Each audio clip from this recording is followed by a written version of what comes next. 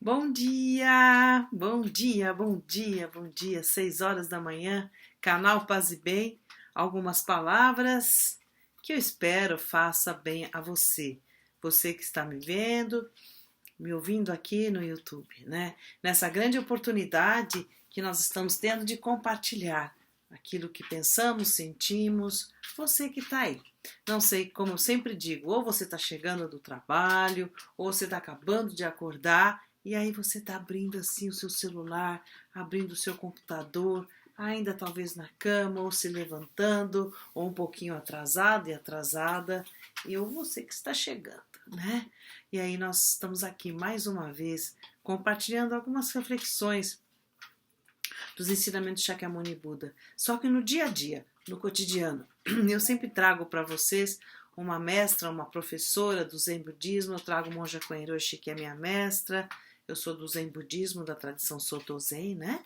Você que vem me acompanhando já sabe, mas você que chegou agora, eu sou do budismo, né? De uma tradição milenar, né? De um indiano chamado Siddhartha Gautama. É um jovem 600 anos antes de Cristo, e na Índia antiga, uma pessoa muito esperta, um jovem muito ativo, só que ele encontrou a velhice, a doença e a morte. E esse jovem ficou chocado, mas qual é o sentido da vida, afinal de contas? Nós vamos adoecer, né? Envelhecer, vamos morrer, qual é o sentido da vida? Aí tudo de repente perdeu a graça para ele, né?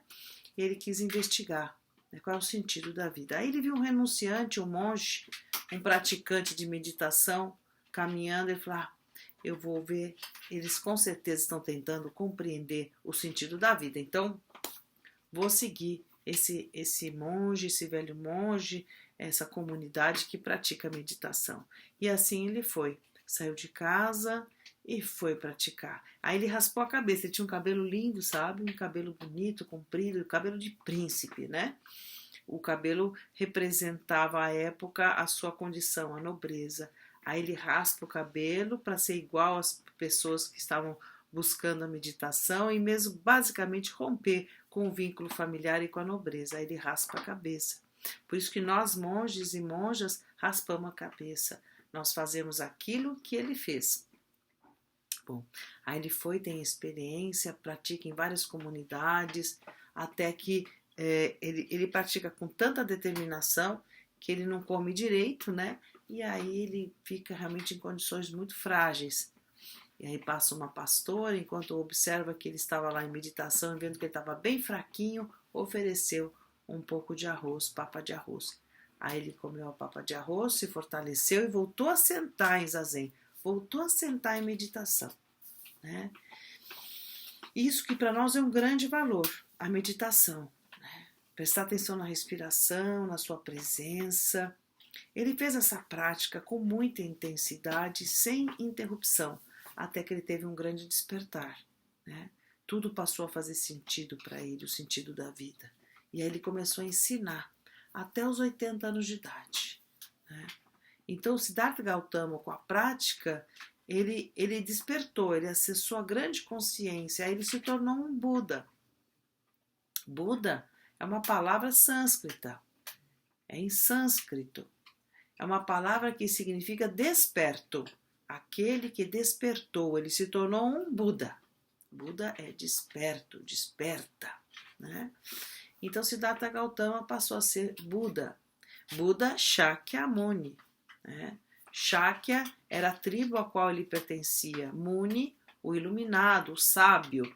Então, por isso o nome Shakyamuni Buda, o sábio da tribo de Shakya, que despertou. Essa condição de despertar de Buda, todos nós temos. É uma condição da nossa mente. É uma condição da nossa consciência. Só que a gente precisa acessar. A gente fica muito na superficialidade, vivendo pensamentos de muito sofrimento e nós não nos libertamos. Por quê? Porque a gente não conhece o sentido da vida. E quando você pratica o zazen, essa meditação zen, você, como se estivesse entrando mais profundo de você mesmo, encontra uma caverna, um grande lago brilhante, né?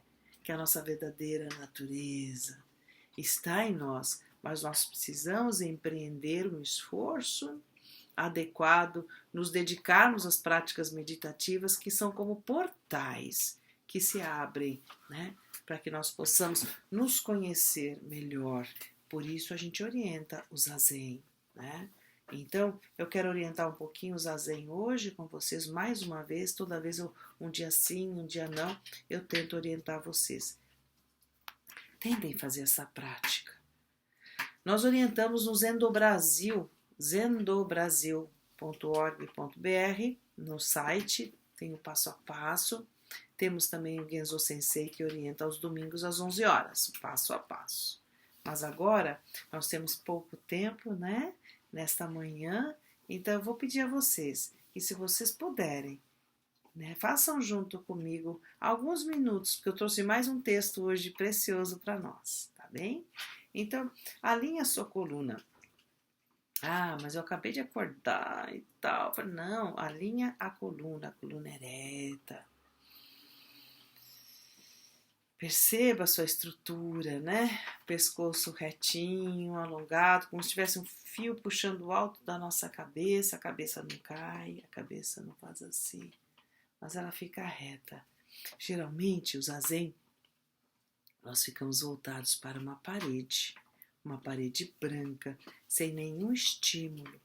Só que a gente não olha para a parede de frente, né? Nós abaixamos os olhos, ficamos com os olhos entreabertos, pousados, né?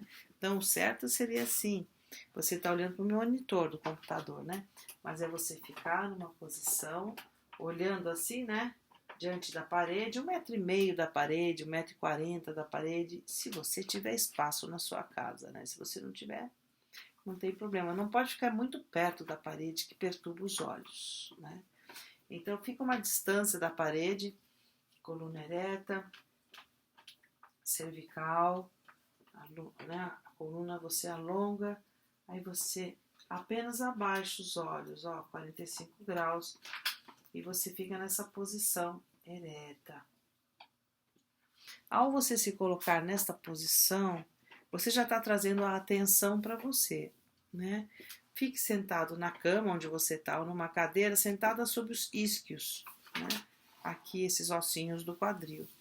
E assim você adquire estabilidade, né? E se você quiser fazer uma posição de mãos, que é o mudra cósmico, a mão direita embaixo, a esquerda pousa sobre a direita, a junta dos dedos. Da esquerda junta com a mão direita e os polegares se tocam bem suavemente, ó. Mão direita aberta assim, mão esquerda pousa, os polegares aqui, ó, bem suavemente. Aí você apoia no seu colo, a perna, né? Importante que essa altura dos dedos aqui esteja na altura do umbigo. O corpo de cada um é diferente, mas tente estabilizar em seu corpo esse mudra cósmico. Ele representa a meditação, né? Mas se você não quiser fazer, não tem problema. Deixe as suas mãos sobre as suas pernas, como você quiser. Então, vamos lá. Alguns minutinhos só de Zazen. Então, alinhando o corpo, né? O movimento da esquerda para a direita. Inspira e expira. Soltando pela boca.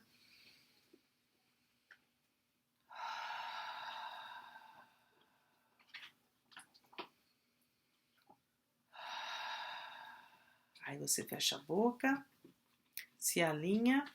Eu vou tocar o sino 3 vezes. Aí você tente não se mover, ficar firme, paradinho, paradinha, percebendo a sua postura, a sua coluna e sua respiração.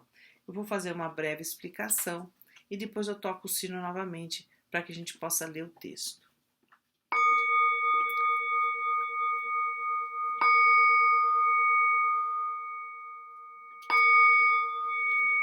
O sino toca 3 vezes e a gente se compromete a não nos mover. Só prestar atenção na sua respiração.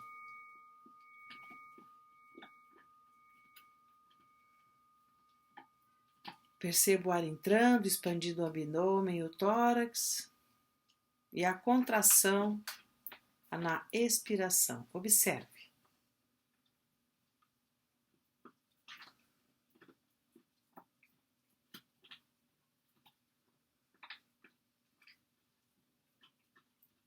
Observe o ar entrando fresquinho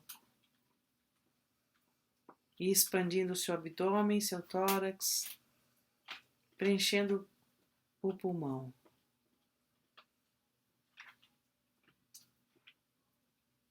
Aí a expiração, a contração do tórax, do abdômen.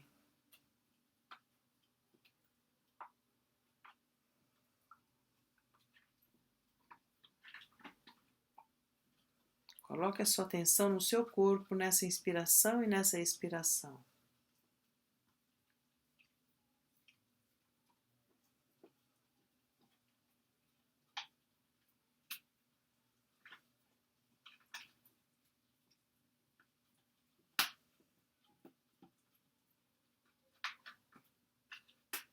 Inspira e expira todos os sons e silêncios que você está ouvindo.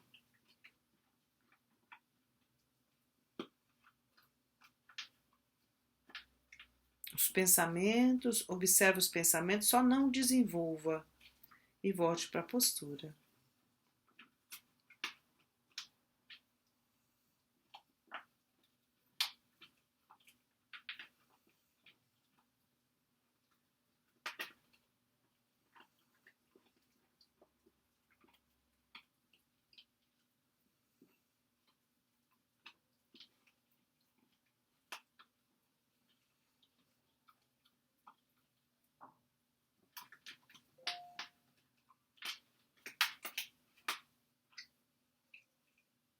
O zazen é isso, essa imobilidade com atenção na respiração e ao mesmo tempo sem se apegar à respiração.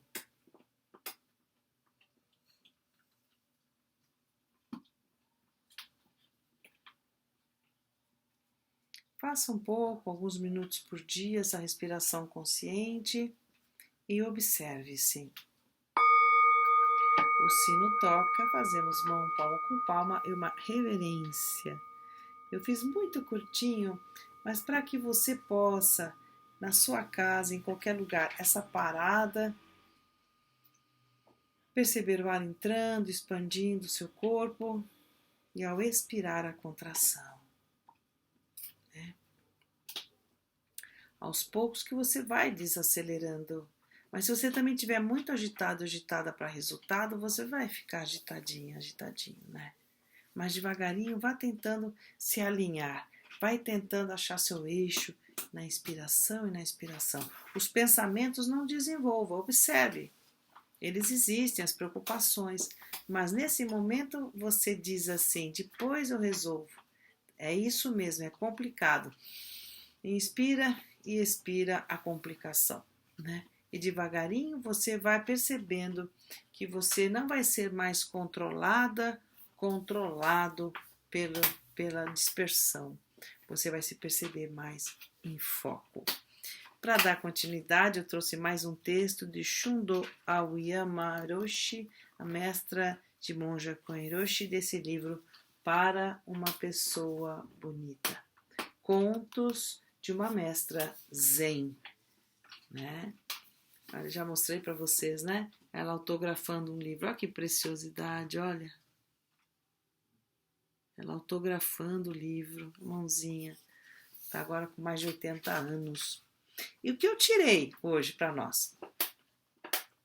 Divertindo-se no caminho. Essa é a grande questão, né? Viver em contentamento. Não é viver que nem um boba, né? Bobo, as coisas estão pegando, não é isso. É olhar as coisas que estão pegando, não se deixar envolver a ponto de te desequilibrar, observar, inspire e expire, ver como é que eu atuo de uma maneira saudável e harmoniosa, né? Então, o tempo todo você está trazendo a consciência da presença, né? Não desconsiderando as dificuldades, não desconsiderando o sofrimento, mas você olhando, você é capaz, inspirando e expirando, é capaz de atuar com mais propriedade e mais adequação. Bom, divertindo-se no caminho. Então, a Aoyama Roshi mora num templo no Japão. Então, ela é uma monja que está há anos e anos no Japão, nos templos, né? Então, ela usa muito os exemplos do templo. Ela começa assim: O jardim de nosso templo é tão grande que devemos tirar as ervas daninhas quase todos os dias.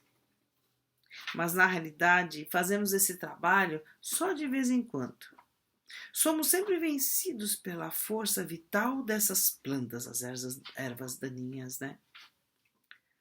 O trabalho que poderia ser feito em apenas um dia acaba tomando 2 ou 3, pois gastamos nosso tempo de maneira ineficiente.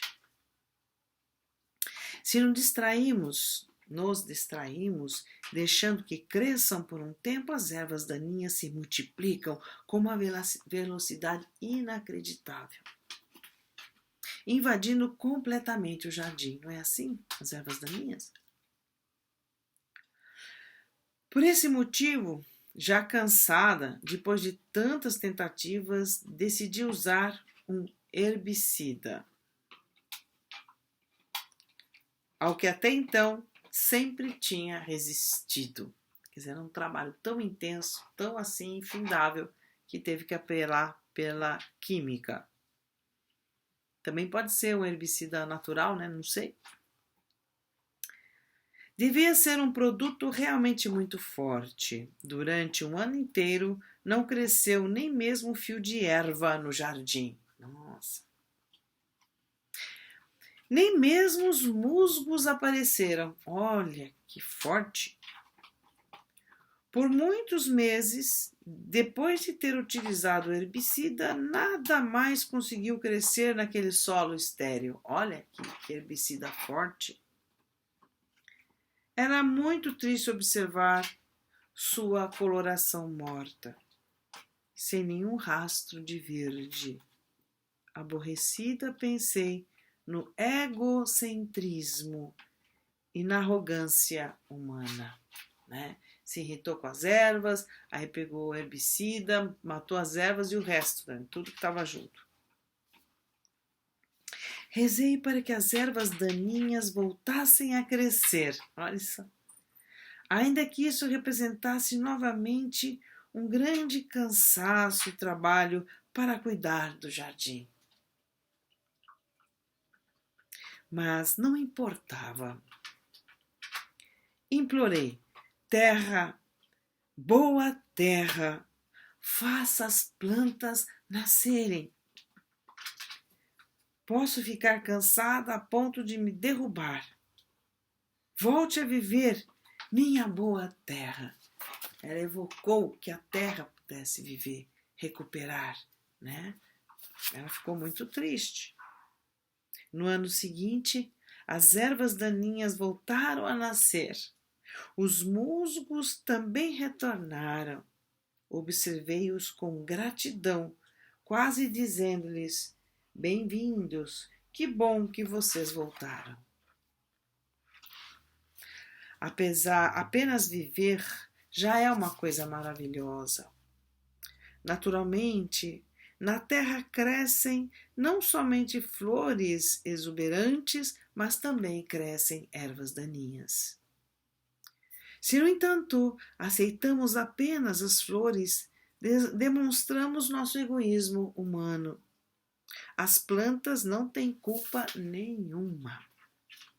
Não é interessante isso que acontece conosco? Né? Pensamos em flores, pensamos o que queremos ter da natureza, mas nós não cuidamos da natureza, né? Mestre Dogen, que é o nosso fundador da Soto Zen, né? Mestre Dogen descrevia este apelo dizendo: as flores ressecam ainda que as amemos. As ervas daninhas crescem ainda que as odiemos. Ambos crescem. Os seres humanos podem se tornar um inconveniente para o mundo vegetal. Vocês têm dúvidas sobre isso? Olha o que a Aoi Amadou Orochi está dizendo, que o ser humano pode se tornar um inconveniente para o mundo vegetal, né? Se colocando de lado nossos critérios egoístas, pudermos observar as plantas com profundo amor, veremos que flores e ervas vivem todas maravilhosamente, recebendo suas funções corretas da natureza. Também os seres humanos são como a terra.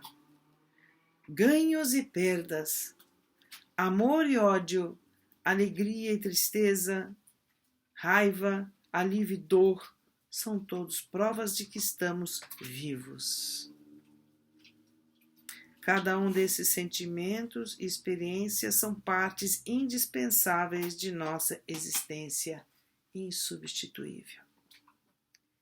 Hideo Kobayashi disse: basta uma folha de árvore para esconder a lua.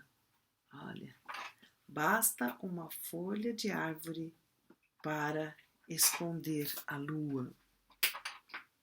É claro, mesmo se algo minúsculo como uma folha se colocar em frente aos nossos olhos, esconderá não só a lua, mas o mundo inteiro.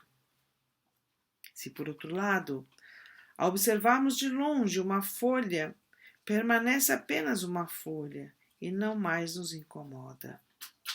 Montes, rios, lua e nuvens, vistos entre as folhagens, formam uma paisagem maravilhosa. Quando pensamos em nossos problemas existenciais, não conseguimos observá-los com distanciamento. Sentimos que estão tão próximos de nós que não podemos mais ter uma visão panorâmica e dos acontecimentos. Não conseguimos descobrir o que está por trás deles e sofremos mais ainda.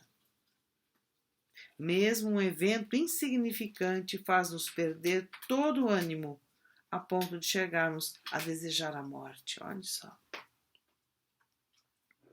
Por outro lado, qualquer coisa vista de longe ou em perspectiva correta torna-se mais uma parte agradável da paisagem da vida. Vista de longe ou em perspectiva torna-se mais uma parte agradável da paisagem da vida. Essas são reflexões de Aoyama Dochoroshi que eu deixo para vocês nesta manhã. O que você pegou, o que você percebeu, fique com isso, fique fazendo companhia para aquilo que você sentiu e percebeu. Cuide-se bem, aprecie a sua semana com mente atenta e preste atenção na sua respiração, nessa atitude correta, inspirar e expirar, e você vai perceber a sua dimensão atuando. Que os méritos de nossa prática se estendam a todos os seres e que possamos todos e todas nos tornar o caminho do despertar, o caminho da mente aberta, o caminho iluminado. Excelente dia para você. Boa semana. Até nosso próximo encontro.